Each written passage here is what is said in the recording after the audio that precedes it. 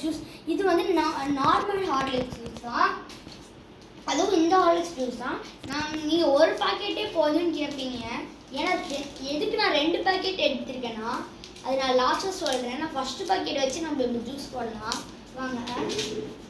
அதுக்கு முதல்ல நம்மளுக்கு தேவையான மெட்டீரியல்ஸ் பார்த்துக்கோங்க. பால் ஓகேவா, பால், அப்புறம் ஐஸ் கொஞ்சம், அதுக்கப்புறம் ஒரு டம்ளர், அதுக்கப்புறம் ரெண்டு ஹார்லிக்ஸ் பாக்கெட் அண்டு ஒரு மிக்ஸி ஜார், அதுக்கப்புறம் ஒரு மிக்ஸி மூடி எல்லாம் மூடிடுச்சு. இப்போ நம்ம ஃபஸ்ட்டு பால் ஊற்றிக்கணும்.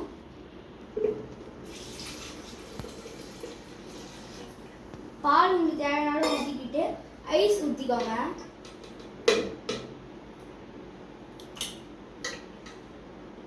ஐஸ் ஊற்றதுக்கப்புறம் ஹார்லிக்ஸ் ஒரே ஒரு பேக்கெட் போட்டு எடுத்து போட்டுக்கோங்க. நம்ம ஈஸியாக இந்த பாக்கெட்ஸ் எல்லாம் கட் பண்ணலாம் கைஸ். அதுக்கப்புறம் நம்ம நல்லா ஓப்பனாக பிரித்து எடுத்துக்கோங்க. அப்போ தான் அந்த இடம் ஒட்டாமல் கரெக்டாக கிளியராக வரும்.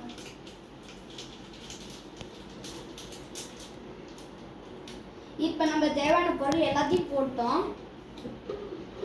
நம்ம எல்லாத்தையும் போட்டதுனால இப்போ மிக்சியில் போட்டு அரைச்சிடலாம். ஃபஸ்ட்டு ஒரு மிக்சியில் போட்டு அப்புறம் மிக்சியில் அரைக்கிறதுக்காக வச்சுக்கலாம்.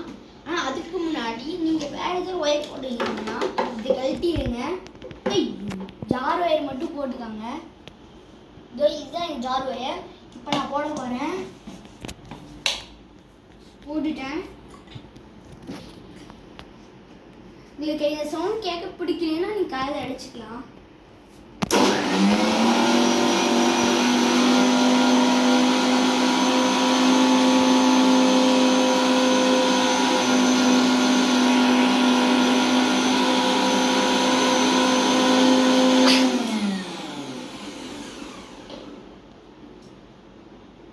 அவ்வளோதான், நம்மளுக்கு இப்போ சூப்பரான ஹோம்மேட் ஹார்லிக்ஸ் ஜூஸ் ரெடி ஆயிடுச்சு.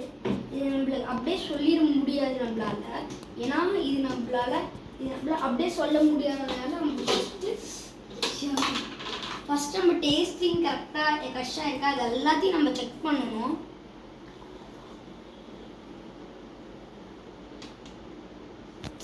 நிறைய ஊற்றிட்டேன். இவ்வளோ ஊற்றிக்கிறேன்.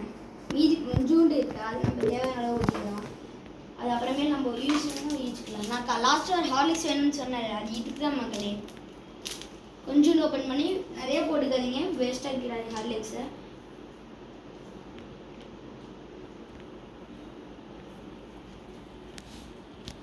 அவ்வளோதான் கைஸ். இப்போ நம்ம சூப்பரான ஹார்லிக்ஸ் ஜூஸ் ரெடி ஆகிடுச்சு. இது ரொம்ப வேகமாக இருக்கும். நான் கப் சேஞ்ச் பண்ணிட்டேன். ஏன்னா நான் வச்சிருந்த கப் நான் ஸ்கூலுக்கு எடுத்துகிட்டு போக வேண்டியதாக இருந்தது. அதனால் இந்த கப் சேஞ்ச் பண்ணிட்டேன். சரி, உங்களுக்கு இந்த வீடியோ பிடிச்சா மறக்காமல் லைக் பண்ணிடுங்க, சப்ஸ்கிரைப் பண்ணிடுங்க. Bye bye. அடுத்த வீடியோவில் சந்திக்கிறேன். அதுலேருந்து விடைபடுவது உங்களோட சோட்டா பாய் பிரதர்ஸ்.